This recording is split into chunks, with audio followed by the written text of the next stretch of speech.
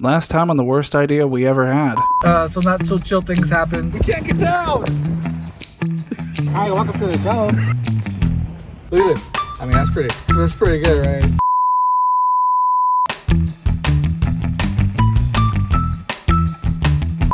I'm sorry, I'm gonna have to have some words with the editorial team.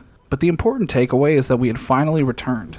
This time we were ready. This time we were prepared. But also, this time we still wouldn't make it to the shipwreck. At least, not in the way that we had intended. For this return, I was thinking of shooting another roll of black and white film in my Nikon F2.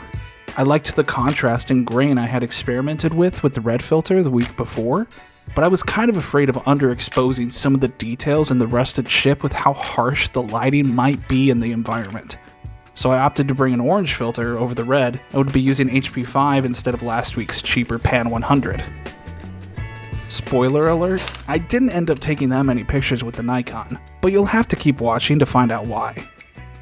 I didn't want to go through the trouble of making this hike down and not being able to capture some of it in color as well, so I knew this was a perfect opportunity to bring my Minolta zoom since it wouldn't add very much weight to my side pack. Recently, it had taken a tumble that resulted in a broken battery flap door, but that's nothing a little painter's tape couldn't fix.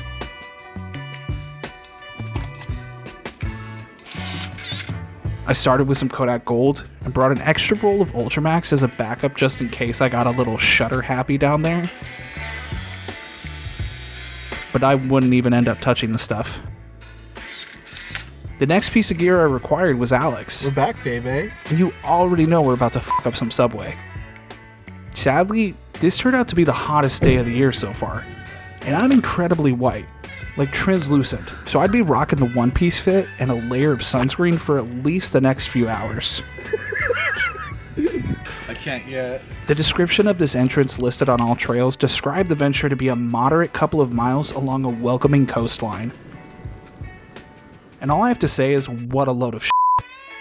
We made it about 15 feet before Alex lost his lens cap and had to walk back up the hill. The sky was perfectly blue. The flowers were in vibrant bloom.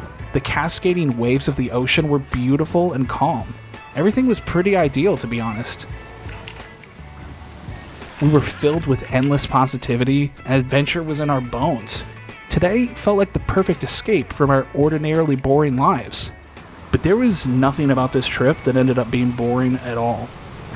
So we're looking to go to that shipwreck that we saw last week right over there that we got two chickens to go to. The drop was pretty high on for the heights. So we're gonna be walking down this beautiful path. Look at this. It's like a fucking Bilbo adventure. Let's get going.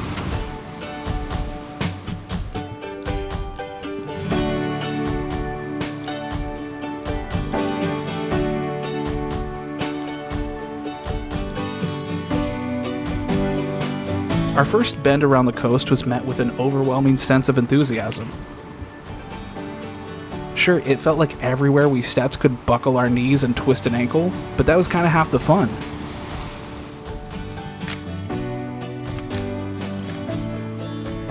Where we were heading was not an easy feat. This mouth of the ocean wanted to be left alone. It didn't particularly welcome visitors, otherwise why was the skeleton of the SS Dominator left to rot here all these years? The history of this vessel was actually pretty interesting. Originally built during World War II, the SS Dominator was briefly used as an aid to the Allies in the Pacific, and after the war was sold off to a commercial shipping company. The ship had many homes and different names before eventually residing in Greece by the early 1950s as a commercial freighter.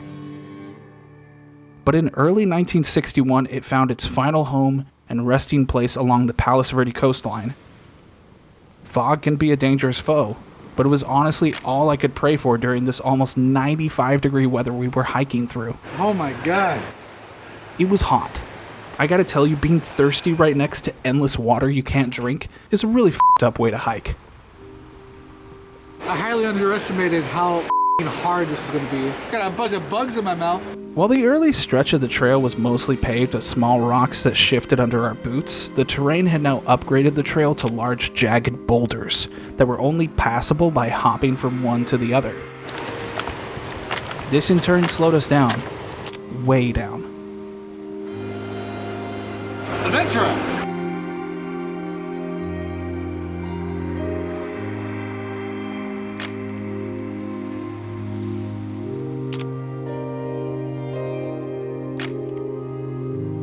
By the time we started to reach the debris and rusted chunks of the ship, our morale had taken a turn for the worst.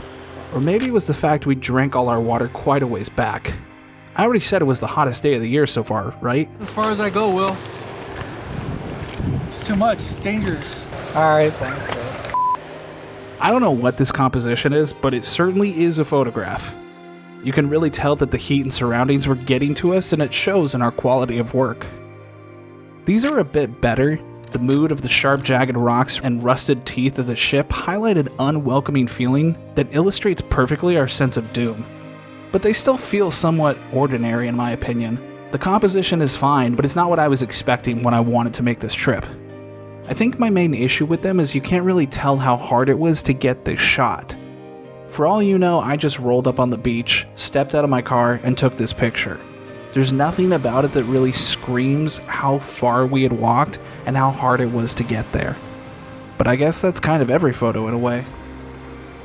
Our legs were jello, our skin was fried, and if I hadn't sported this ridiculous hat, I might have literally turned into Pizza the Hut from Spaceballs. Pizza the Hut! We both hike a fair amount in our spare time. Not a lot, but enough to have lied to ourselves, thinking that this trip would be easy, that this could be something we knock out round trip in under 3 hours. And we're not the only ones.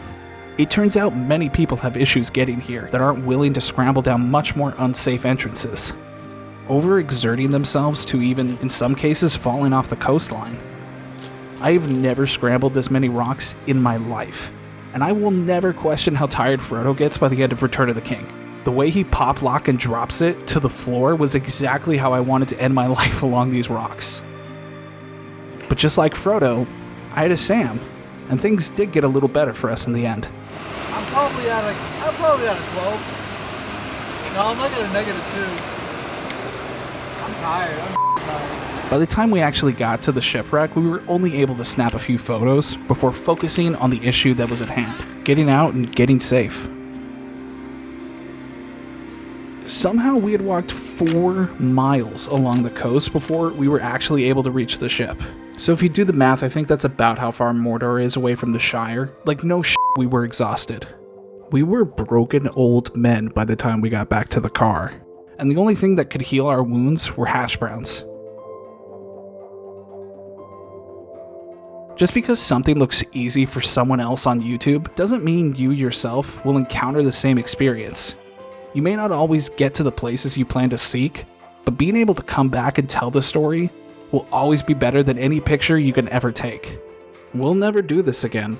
I promise you that. We're never talking about this. But we will get to do something else. And that's the takeaway. So stay safe and stay full of hash browns.